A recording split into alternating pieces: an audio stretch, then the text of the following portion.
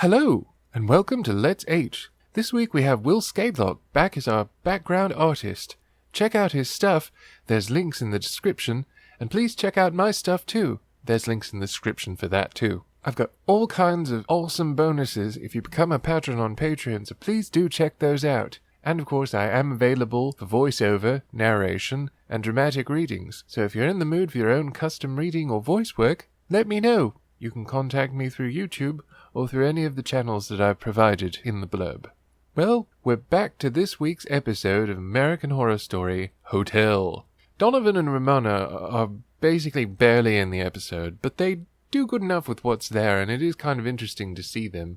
Donovan's still riding on my goodwill, basically, for making the binge-watching stay-inside joke and for being the object of Gaga's asshole-ish manipulation. He's not particularly a lovable character, especially after some of the things that he's done, but he's not really a bad character either, and the fact is that, well, just because he has a lot of resentment towards his mother Iris doesn't make him a bad person. In fact, at times it makes him a stronger person to be able to actually express this to someone that pretty much everyone around him and society itself beats into our heads that we should love unconditionally and accept no matter what horrible things they do from day one. It's probably a lot more depth than the show really intended to introduce to us and really intends for us to think. But I'm still thinking on that level, so I can't truly hate Donovan. And Ramona is an interesting character, although she really has barely been touched. She's not been actually developed all that much so far, but what I've seen I like. She's not hypocritical, she can understand a kindred spirit, and they decide to put their plan into action to make Iris their inside man, so to speak. A good chunk of this episode focuses on Camp Gay Detective's arsehole doctor wife. As she's been turned into a vampire in the previous episode, she now has the power to spread that gift, infection, whatever you want to call it. She does something incredibly stupid and irresponsible that apparently creates a new strain of the vampire virus, in which, I guess this is why Gaga was going on about some of those things before, about how there are still weaknesses and there are still things that they have to be on the lookout for. She didn't really cover serious illnesses, which may be why it was irresponsible for this doctor to do what she did. We don't really know what Gaga told her or didn't tell her. I also don't exactly know how the doctor even knew that the vampire virus would help bolster the system exactly, because if Iris is any judge, Iris looked like shit, and her first couple of days as a vampire were not pleasant days. Of course, she was going through an OD at the time, and it was not a pleasant time in general, but you would think that this doctor, who was really looking pretty terrible, all things considered, wouldn't just go, "Oh hey, I'll just inject him with my blood so that he'll be able to turn into a vampire and fight off this virus." That you'd think that they would have thought of that. You'd think they would notice that, especially given the fact that it causes a serious and significant change in body temperature. They're not just going to not notice that. They're not just going to ignore the fact that their kid now has an active body temperature like 20 degrees lower than it should be. But moreover, as a doctor and a scientist, she should be aware that you don't do that kind of experimentation without knowing more of what happens when you do it. They didn't explore enough of this in the previous episode or in this episode. They had the opportunity, they just didn't do it. They could have done what the doctor did in this episode, in the next episode, after adequately establishing that she knew what she was getting into. From what we were given, she didn't know shit, but she did it anyway. Maybe it's because the situation was a truly dire one, and she knew the child was going to die if she didn't do anything. But if that's the case, shouldn't she have been wiser in pretty much everything she did? She sloppily feasts on blood in the hospital, doesn't seem to care if anybody else sees her or walks in on her. She gets it everywhere, yet of course, conveniently in the next shot it's only on the lab coat, which she replaces. How much blood, too, is needed to spread this virus? Gaga uses very little, and of course she does it in the most dramatic place possible. And later on, the infected kid spreads the virus by a tiny amount from a cut on his lip. But Camp Gay Detective's wife uses a whole big huge syringe, Wouldn't it have been easier and less likely to have been discovered to just add a little bit? Wouldn't it have taken significantly less time? These are things that a character would have thought of. These are things that would have occurred to a character. And now that the virus is basically out of control amongst these children, well, we're not even at episode 6, so let's look at it that way. Either this will be filed away to come up later and likely be forgotten about, knowing American Horror Story, or it'll be resolved immediately in some unfulfilling way, despite the build-up and the potential that it has. At least, however, Mädchen Amick is out of the show. Thank God. I'm sure she is thanking her lucky stars. She was far too good for this show. However, this also neatly segues into the fact that there are so many makes-it-easy moments with various asshole characters. Characters who even weren't really strictly assholes, they were just mildly annoying. If someone becomes mildly annoying, they pretty much get killed soon thereafter. Unless, of course, it's the regular cast. Guest stars for one episode? Oh, they're gone. They're so gone. They're gone practically before they even reach the screen. In this episode, too, Camp Gay Detective gets fired in a way that's pretty much 100% not proper procedure. So 5 years ago, his boss had some sort of psych evaluation that he signed off on that he shouldn't have. Well, that's great and everything, but that's also kind of irrelevant now, because Camp Gay Detective apparently filed a report about his Devil's Night experience. This is not something that can just be dismissed. This is not something that can just be dismissed offhand either. Even if his direct superior thinks that this is something that, ooh, he's crazy, I'm gonna fire him. You can't do that. You can't just sign off a couple of things and go, yeah, I'm gonna do this for the good of the department. Because if that could happen, well, we wouldn't have had quite as many of the big, huge clusterfucks regarding the police that we've had in the past couple of years. Especially. But this shit? Yeah, the police are still an employer. The police department is still an accountable employer. Maybe even more than the usual since it's a government employer. You cannot just fire someone offhand for something like that. Especially if he has reason to believe that he has just witnessed a serious crime. It doesn't matter if people dressed up and assume the identities of deceased serial killers to accomplish this act. What matters is that this guy, who is clearly being built up as some sort of genius case solver a la Will Graham on Hannibal, and he's now being treated like Bilgewater. That doesn't make any sense. But then this is American Horror Story. Regardless, it's kind of stupid. I've said in the past that Camp Gay Detective does some things that really aren't very professional. However, as this is American Horror Story, that was like 4 episodes ago. So it might as well have taken place in another universe.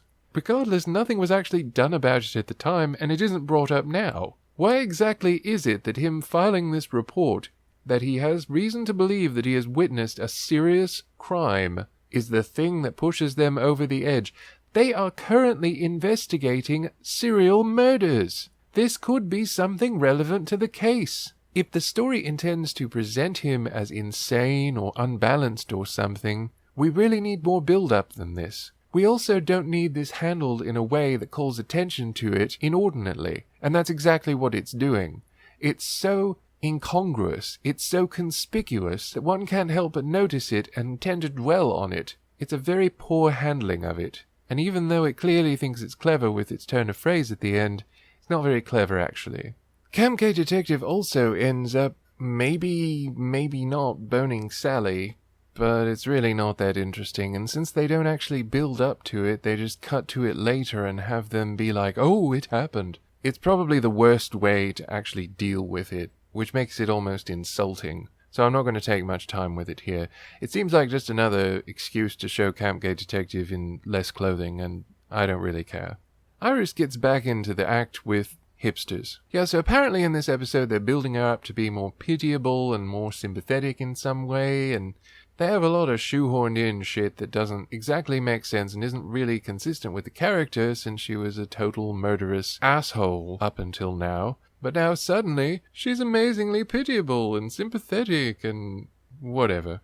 The hipsters are like caricatures. They aren't even really characters. It's part of what gives this episode a bizarre dichotomy of light comedy and real-life horror, which I don't think works too well together. It's light comedy with fantasy elements and then real life depressing shit that actually exist.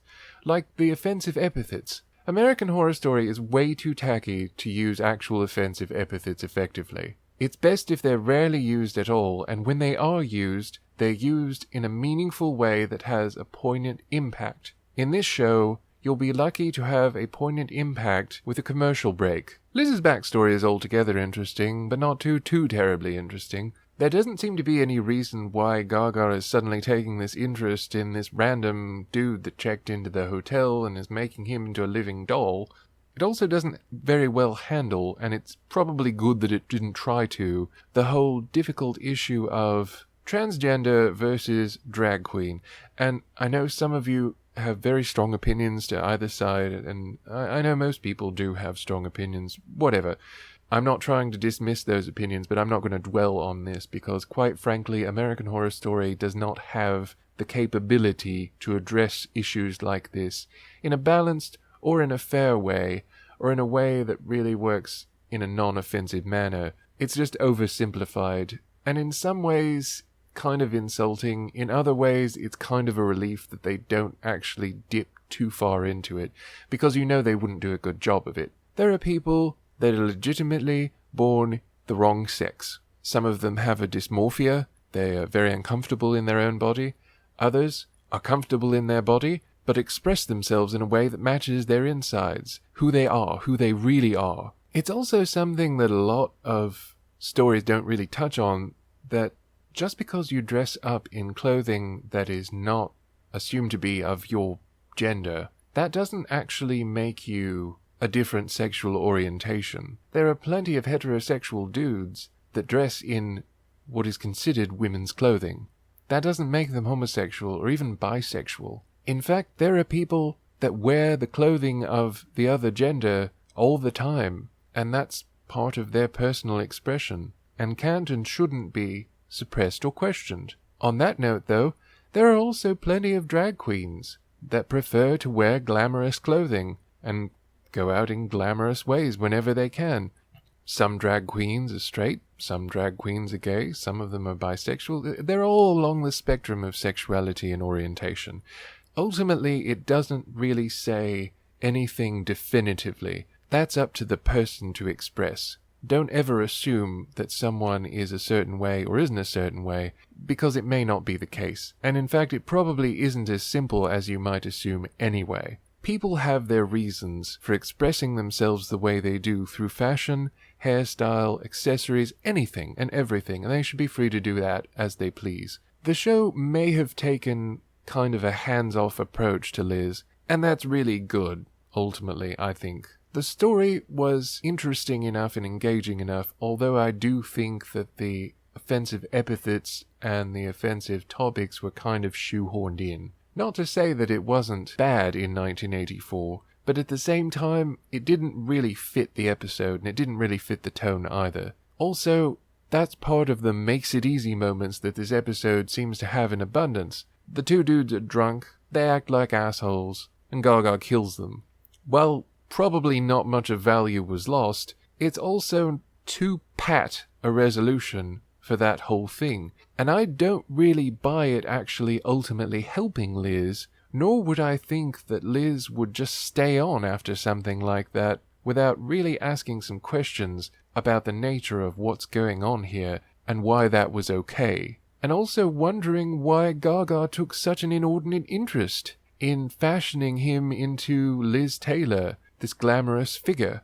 And I am using him because we don't really know Liz Taylor's gender identity in this show. Gaga rechristened him Liz Taylor, but we don't know if he is expressing himself as a woman, if he wants to be referred to as she, or if he's still expressing himself as a man, or if it's even important to him. So before anybody assumes the worst, that's why I'm going with these particular pronouns and this way of describing the character and expressing that character. I believe that they were trying to make Gaga's character more sympathetic and more supportive, as well as more accepting of an eclectic variety of people. I did like the fact that she pointed out, and this is a good line about the self that we present to the world, and the shadow self that if we deny, we live in constant suffering. That was interesting to me, and I feel kind of the same way. Very good line. Diamond in the rough, really. But even in the same episode, which is odd for American Horror Story, we have her clearly showing that she's basically kind of a manipulative asshole when she does a subtle threat to asshole Dr. Wife's kid. It's unusual to have even American Horror Story be so inconsistent within the same episode. Usually they wait for another episode to be completely inconsistent and redefine a character as essentially someone else. It was nonetheless confusing about whether they had meant for Gaga to imply that she was replacing Iris with Camp Gay Detective's wife, or if there had been another governess that we never met in the past that was a particularly poor one. However, that whole scene more or less erases any positive build-up we have for the Countess, and that's unfortunate because she was kind of interesting up until that point, and then it fell flat. However, the later, more assholey portrayal is more consistent with the bland asshole that we've established so far. So, bravo, I guess. Another issue with the whole drag queen versus trans person question is that even in real life some things have mingled and muddled in a kind of offensive way. There really is no comparison of the two that isn't at least borderline offensive. There are some pride parades and celebrations that have decided to forbid drag queens out of fear of offending trans people and not realizing how fucking horribly offensive that is on multiple levels. I'm not going to go completely into it here, but I just feel the need to mention that it's such a delicate issue that tends to be dealt with in complete ignorance, even by people who should know better. It's not going to be dealt with well on American Horror Story, which, as we previously established, is tacky at best. One last thing I'd like to touch on before I close this episode is that I've seen many people go on to themes of the individual seasons. For this season, a lot of people have said that the theme in their minds is addiction. I would like to present a counterpoint. The theme for this season, I believe, is more the problematic relationship that this country has with procreation, irresponsibly creating children, not addiction. You have so many younger characters, many of which don't actually have much of a huge reason for being there. I mean, there are some that make sense to be there, but there are others that are kind of shoehorned in. And I'm not always talking about necessarily actual children babies. I'm talking about any kind of offspring. The virus creates offspring. Thus, vampires create offspring. There are many reasons to create offspring. There are many reasons to procreate. A virus does it to propagate itself and to survive. Humans at one point did the same thing. It's interesting to question the motivations behind people procreating. You have Gaga, who procreates whenever she gets horny for someone, or whenever she has a plan that she thinks will be a good idea to turn someone into a vampire for. She doesn't do it with everybody. She didn't do it with Liz. Then you have Donovan, who procreated, in terms of the vampire virus, to save his mother's life. It was kind of an interesting juxtaposition since he was basically making a child of his own out of his mother. Then, of course, you have Camp Gay Detective and his family and all their child issues, and, of course, his wife, who has irresponsibly made another child her vampire child, which has caused this huge infestation. And now you even have children making other vampire offspring. You have the kids at the school, cause of the massacre, who have made their own vampire offspring, and who drink blood to keep the side effects of their different divergent virus at bay. So I believe this is all an interacting dynamic, and it all more than adequately illustrates that the overarching motif is offspring. The motivations, the reasons for creating offspring of all kinds. Think about it. Well, what are your thoughts on this? Comment below, let me know. I always try and respond to all of my comments. I'm always very happy to get them. Please visit and look at Will Scapelock's stuff. He's an amazing artist, great guy, and I'm sure you will love to deal with him. Hit him up for some art. Hit me up for some art. I've got all of the links in the blurb below. Thank you so much for tuning in. Subscribe if you like it, follow us on Patreon, and have a great week. I'll probably see you next week with another episode of Let's H. Thanks again for tuning in. Bye.